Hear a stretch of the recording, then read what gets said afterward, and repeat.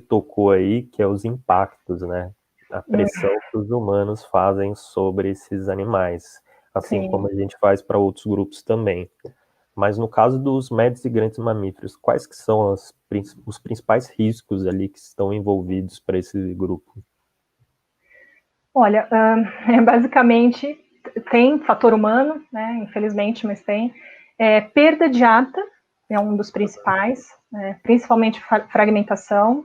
Então, quando você tem a modificação do uso e cobertura do solo pelo homem, quer seja para expansão urbana, malha viária, empreendimento energético, se a gente pensar que antes tinha uma área contínua, que conseguia abarcar bastante espécies ali, com certa exigência, né, uma onça, se a gente pensar, e ali você começa a retalhar, então você não tem mais uma matriz contínua de vegetação, você Sim. começa a retalhar e transformar em pequenos fragmentos sem conectividade, né, permeado por estradas, por roças, né, por plantações, aquelas espécies possivelmente não vão mais sobreviver ali. Logicamente, algumas espécies que são mais oportunistas até se beneficiam, né, da presença do homem, mas a maioria não consegue. Então, a fragmentação, a perda de hábitat, realmente é um fator aí importante, que deve ser considerado, é um risco, né, para esse grupo. E temos também a caça, né, a pressão de caça nos mamíferos de médio e grande porte é muito grande. A gente sabe que são as espécies cinegéticas que a gente fala, né, as espécies alvos de caça. E a gente sabe que os mamíferos de médio e grande porte, eles são realmente alvos. Se você pegar aí caça de tatu, carne de paca é muito apreciada, capivara, veados, grandes primatas, depende muito da região. Mas esse grupo realmente ele é ameaçado por pressão de caça. E aí vai ter um efeito, né? Se você remover, dependendo do... Se for um carnívoro, por exemplo, você tem uma... eles funcionam como regulador das populações de presas naturais.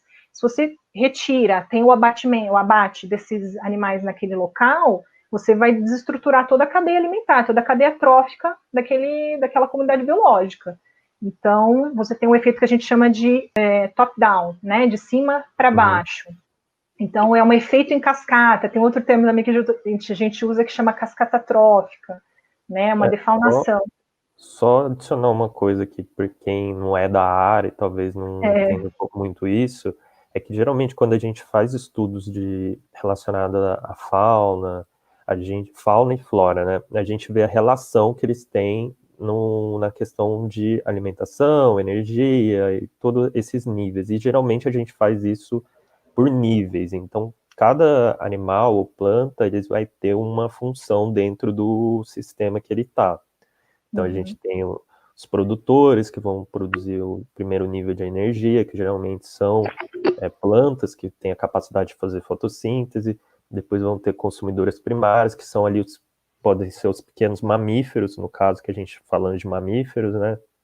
E vai subindo esses níveis até chegar ao topo, que geralmente são os animais que a gente está falando, que são os médios e grandes, e tem esse efeito que a Carol falou, que é o efeito de cascata, né? Então, tanto esse efeito de cascata pode acontecer tanto no topo, como ela falou, top-down, ou o contrário, também de baixo para cima. Se acontecer alguma coisa na base dessa, geralmente a gente fala pirâmide ou teia, né? Se acontecer alguma coisa ali, vai desestruturar todo o sistema e acabar com todo aquele, vamos dizer, o equilíbrio que está acontecendo, né, Carol? Exatamente. E às vezes é importante também a gente comentar a definição sobre defaunação ou aquele conceito de floresta vazia também. Que não necessariamente se a gente tem a floresta em pé, a vegetação nativa, qualquer bioma que seja, e você não tem as interações, né, da comunidade biológica ali, então ela é uma floresta vazia, ela não tem, uma floresta defaunada, né? Então as interações também são importantes entre as espécies, né? Sim. Quer seja da base para cima, invertebrados, vertebrados, então realmente é uma rede complexa, né, de interações que nada adianta se você não tiver e você tiver apenas a floresta em pé. né? Então, às vezes a gente fala, mas a floresta está intacta, mas e aí? As espécies estão lá? Como estão as interações, né? Então, isso que é importante também ser avaliado, né? Sim.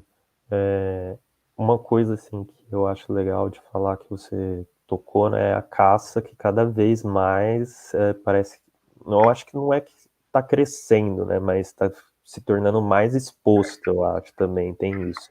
Ao mesmo tempo que está Pode crescendo, está ser, ficando mais exposto, mas com as antes mídias faziam sociais, muito né? escondido, agora tá mais, virou aquele troféu, né? As pessoas gostam de mostrar e é um grupo que aparece muito. Aqui na região, né, do Vale do Paraíba, tem muito isso, geralmente sempre aparece notícias, mas por todo o país a gente vai vendo esse efeito de caça e as tentativas de liberar isso, né? Liberar, no Exato. caso, a caça esportiva, né? Mas a gente sabe que, infelizmente, pelos modelos que funcionam no nosso país, muita coisa pode dar errado se não for bem regulamentado isso, né? Sim. E lembrando outra coisa também que me veio desse grupo é a questão de atropelamentos também, que é um Uhum. assunto que cai no que você falou de devastação das áreas naturais, acabam se expandindo centros, necessidade de mobilidade, de construir rodovias e tal, e só que Exato. algumas vezes não planejado e Uhum. acaba causando muitos danos, né? Que vem o atropelamento, que é muito típico em algumas regiões no país, a gente ter esses casos, né? Você teria alguma coisa para falar disso também, sobre essa questão?